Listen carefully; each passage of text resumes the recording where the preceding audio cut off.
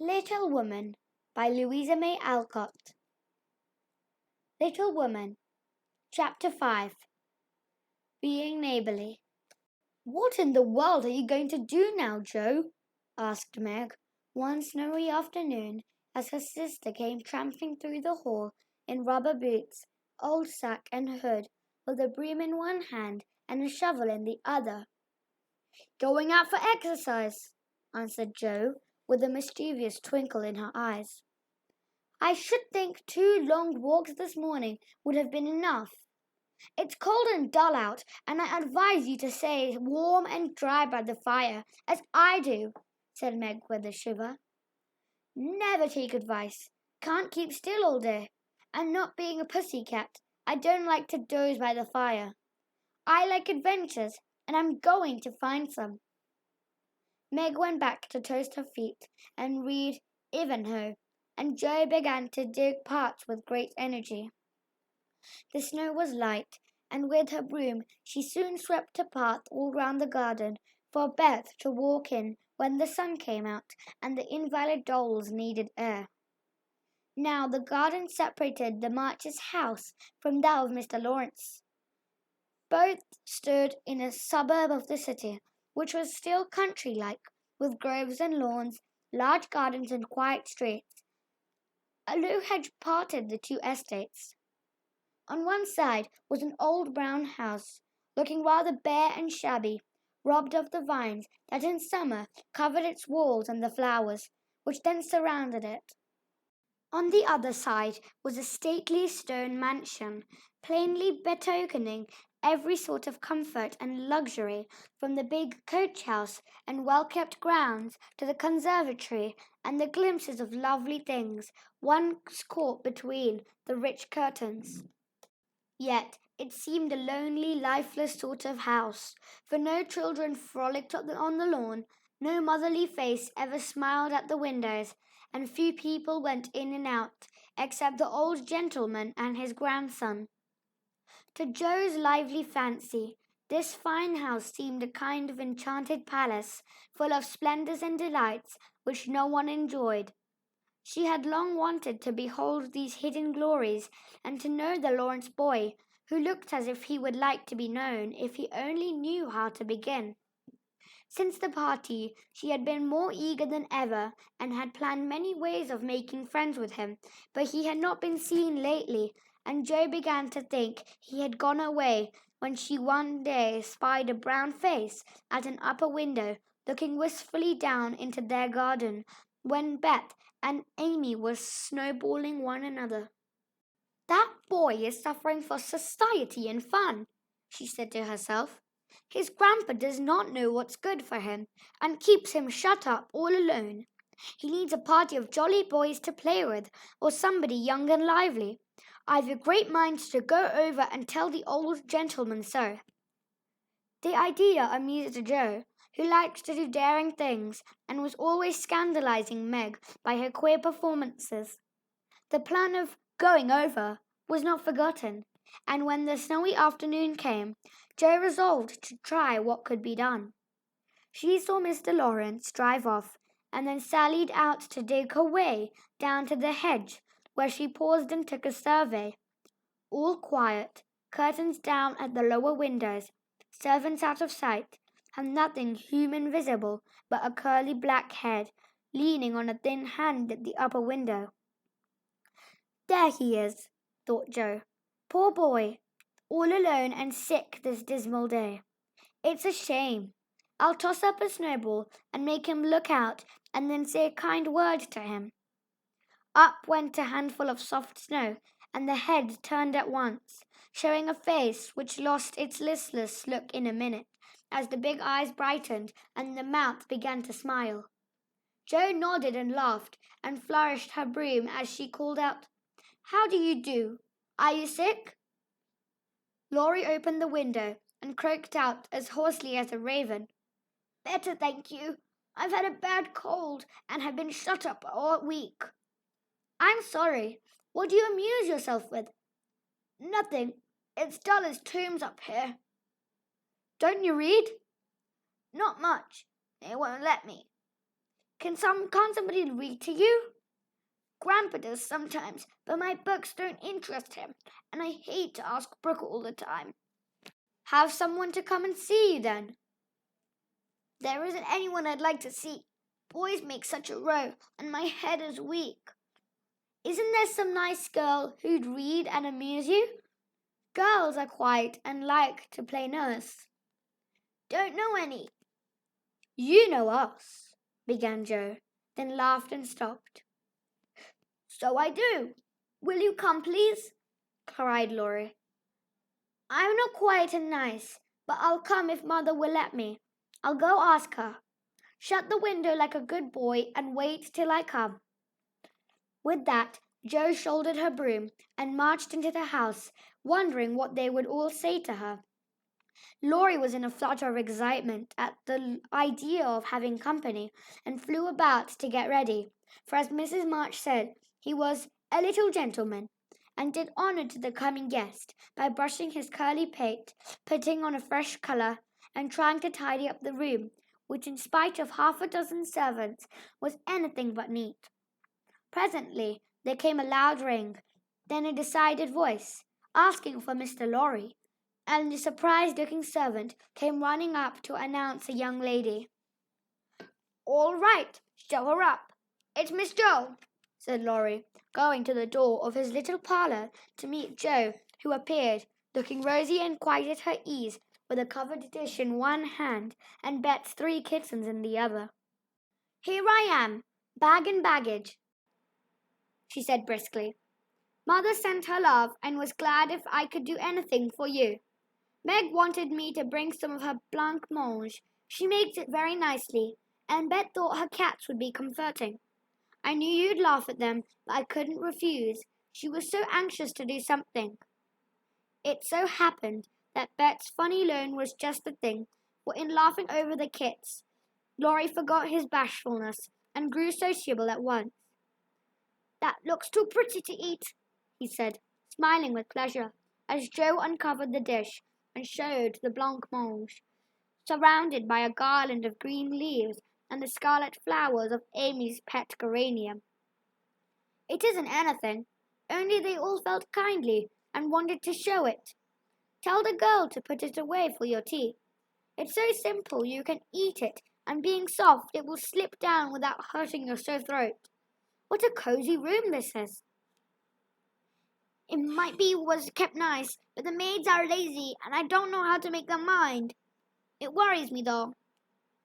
I'll write it up in 2 minutes, for Ernie needs to have the hearth brushed, so, and the things made straight on the mantelpiece, so, and the books put here, and the bottles there, and your sofa turned from the light, and the pillows plumped a bit.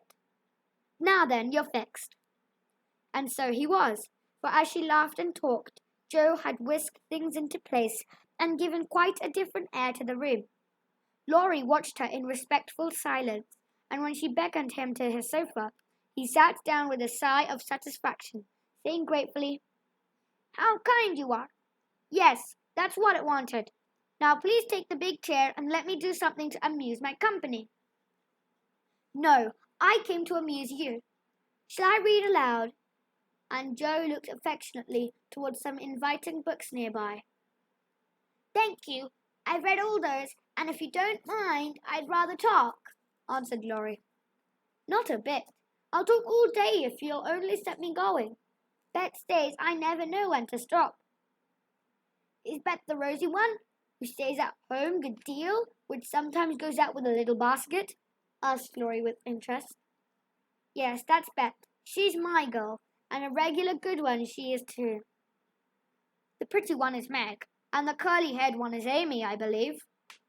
How did you find that out? Laurie coloured up, but answered frankly, Why, you see, I often hear you calling to one another, and when I'm alone up here, I can't help looking over at your house. You always seem to be having such good times. I beg your pardon for being so rude, but sometimes you forget to put down the curtain at the window where the flowers are. And when the lamps are lighted, it's like looking at a picture to see the fire, and you all round the table with your mother. Her face is right opposite, and it looks so sweet behind the flowers. I can't help watching it. I haven't got any mother, you know." And Laurie poked the fire to hide a little twitching of the lips that he could not control. The solitary, hungry look in his eyes went straight to Jo's warm heart. She had been so simply taught that there was no nonsense in her head, and at 15 she was as innocent and frank as any child. Laurie was sick and lonely, and feeling how rich she was in home and happiness, she gladly tried to share it with him. Her face was very friendly, and her sharp voice unusually gentle as she said, "We'll never draw that curtain any more, and I give you leave to look as much as you like. I just wish, though, instead of peeping, you'd come over and see us. Mother is so splendid, she'd do you heaps of good, and Bet would sing to you if I begged her to. And Amy would dance. Meg and I would make you laugh over our funny stage properties, and we'd have jolly times. Wouldn't your grandpa let you?" "I think so, if your mother asked him. He's very kind, though he does not look so, and he lets me do what I like, pretty much, only he's afraid I might be a bother to strangers," began Laurie, brightening more and more. "We are not strangers. We are neighbours, and you needn't think you'd be a bother. We want to know you, and I've been trying to do it this ever so long. We haven't been here a great while, you know, but we have got acquainted with all our neighbours but you. You see, Grandpa lives among his books, and doesn't mind much what happens outside. Mr. Brooke, my tutor, doesn't stay here, you know, and I have no one to go about with me, so I just stop at home and get on as I can." "That's bad. You ought to make an effort and go visiting everywhere you are asked, and then you'll have plenty of friends and pleasant places to go to. Never mind being bashful. It won't last long if you keep going." Laurie turned red again, but wasn't offended at being accused of bashfulness, for there was so much good will in Jo it was impossible not to take her blunt speeches as kindly as they were meant. "Do you like your school?" asked the boy, changing the subject after a little pause, during which he stared at the fire, and Jo looked about her, well pleased. "Don't go to school. I'm a businessman. I go to wait on my great aunt, and a dear cross old soul she is too," answered Jo. Laurie opened his mouth to ask another question, but remembering just in time that it wasn't manners to make too many inquiries into people's affairs, he shut it again and looked uncomfortable. Jo liked his good breeding and didn't mind having a laugh at Aunt March, so she gave him a lively description of the fidgety old lady, her fat poodle, the parrot that talked Spanish, and the library where she revelled. Laurie enjoyed that immensely, and when she talked about the prim old gentleman who came once to woo Aunt March, and in the middle of a fine speech, how Paul had tweaked his wig off to his great dismay, the boy lay back and laughed till the tears ran down his cheeks, and the maid popped her head in to see what was the matter. "Oh, that does me no good. Tell on, please," he said, taking his face out of the sofa cushion, red and shining with merriment. Much elated with her success, Jo did tell on, all about their plays and plans, their hopes and fears for father, and the most interesting events of the little world in which the sisters lived. Then they got to talking about books, and to Jo's delight, she found that Laurie loved them as well as she did, and had read even more than herself. "If you like them so much, come down and see ours. Grandfather is out, so you needn't be afraid," said Laurie, getting up. "I'm not afraid of anything," returned Jo, with a toss of her head.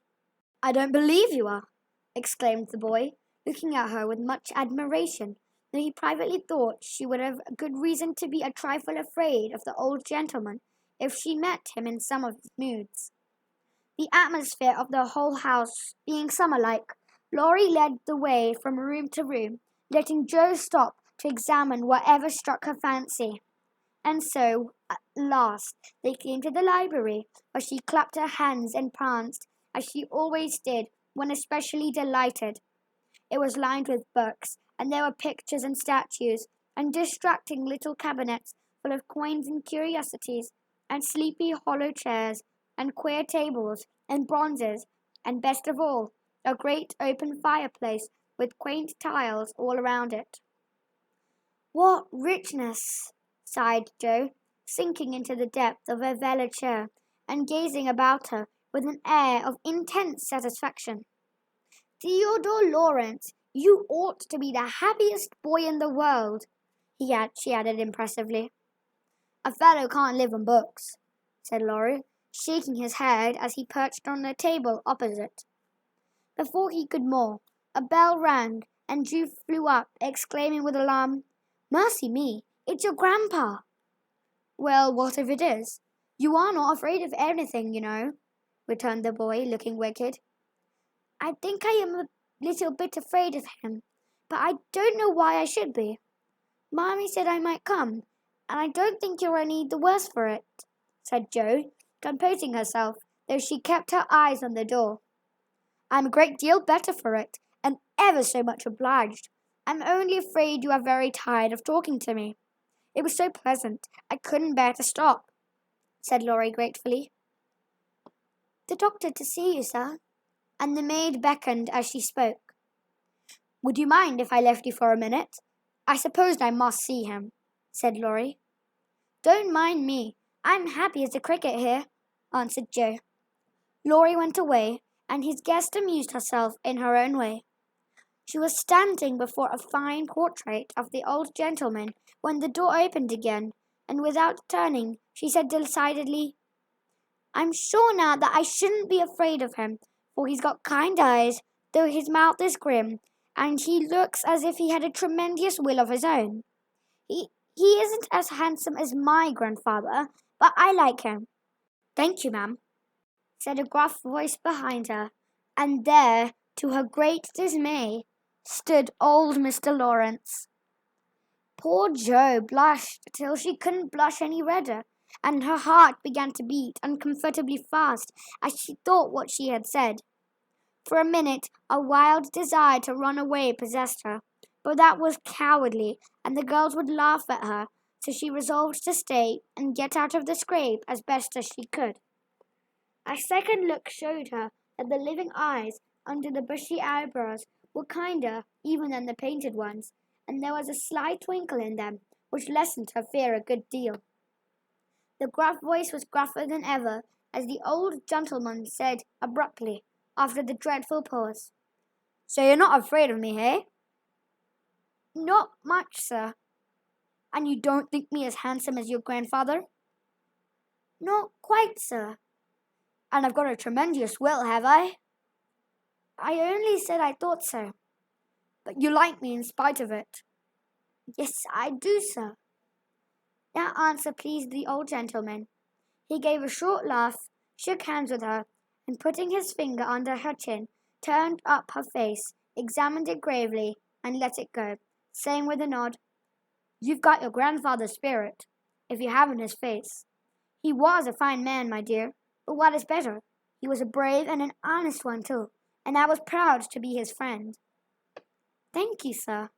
And Jo was quite comfortable after that, for it suited her exactly. "What have you been doing to this boy of mine, eh?" was the next question, sharply put. "Only trying to be neighbourly, sir," and Jo told her how her visit came about. "You think he needs a bit cheering up, do you?" "Yes, sir. He seems a little lonely, and young folks would do him good perhaps. We are only girls, but we should be glad to help if we could, for we don't forget the splendid Christmas present he sent us," said Jo eagerly. "Tut, tut, tut. That was the boy's affair. How is the poor woman?" "Doing nicely, sir." And off went Jo, talking very fast, as she told all about the Hummels, in whom her mother had interested richer friends than they were. Just her father's way of doing good. "I shall come and see your mother some fine day. Tell her so. There's the tea bell. We might have it early on the boy's account. Come down and go on being neighbourly." "If you'd like to have me, sir." "Shouldn't ask you if I didn't. and Mr. Lawrence offered her arm with old-fashioned courtesy. What would Meg say to this? Thought Jo, as she was marched away, while her eyes danced with fun as she imagined herself telling the story at home. Hey, why, what the dickens has come to the fellow?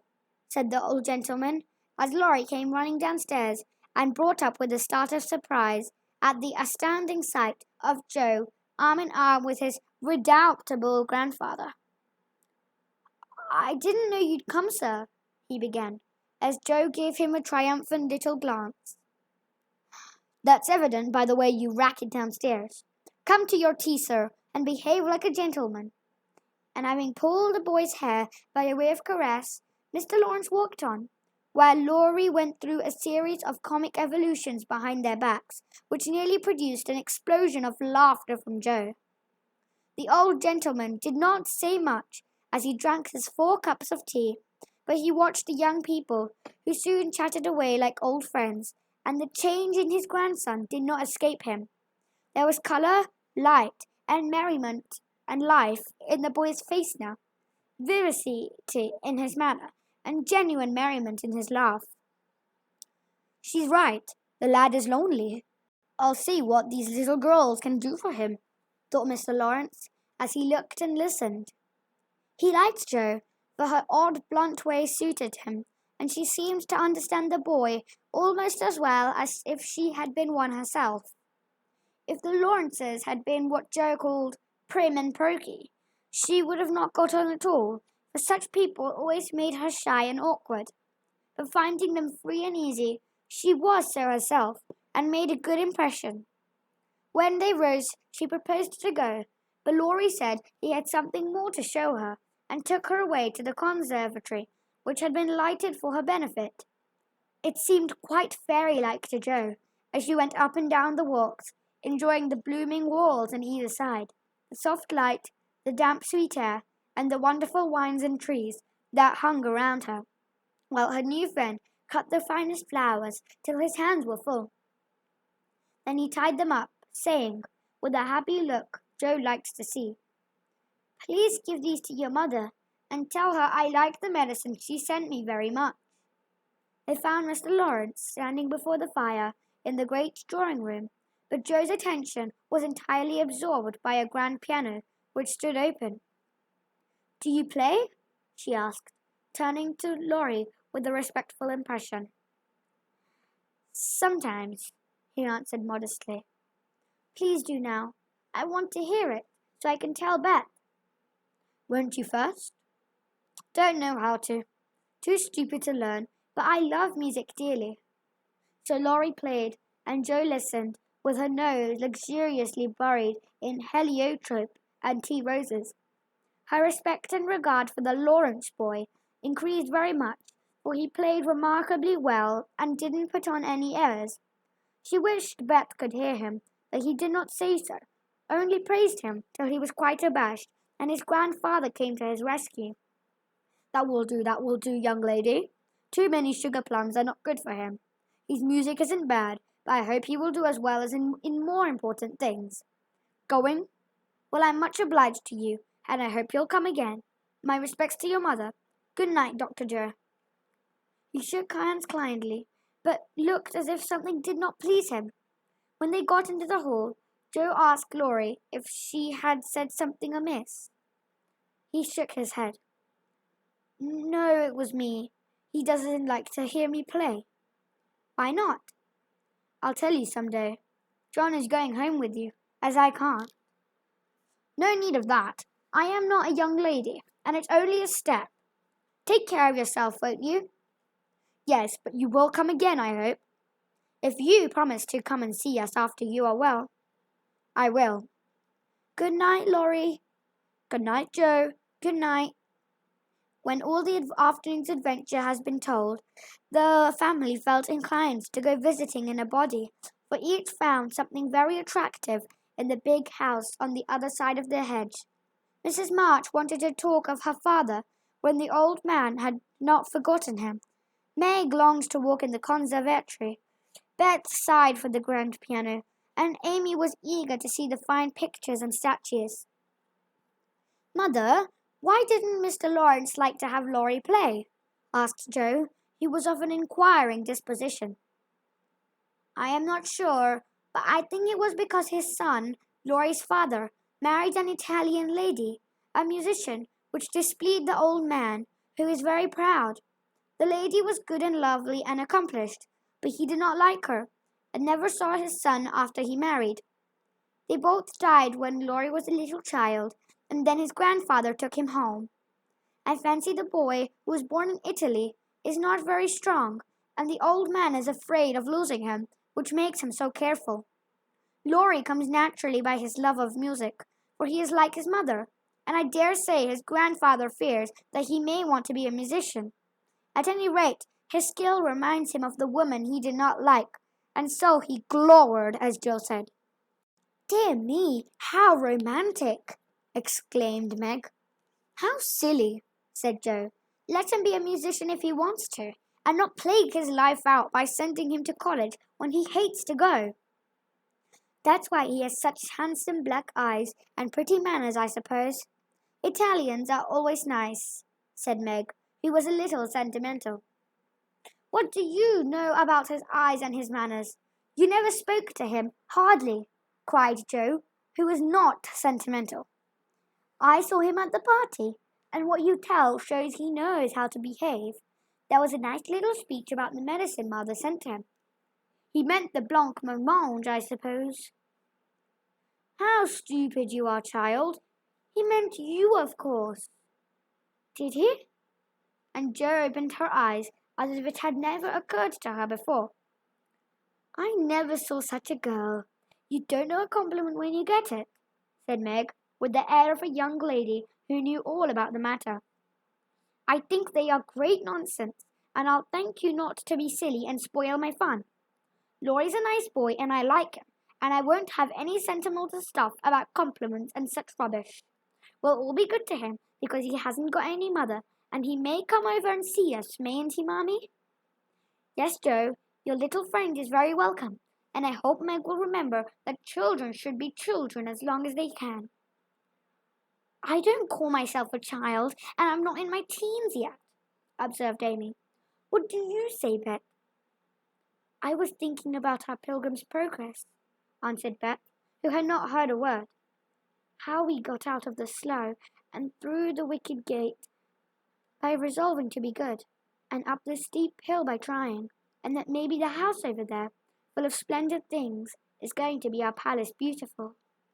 We have got to get by the lines first, said Jo, as if she rather liked the prospect. End of chapter 5.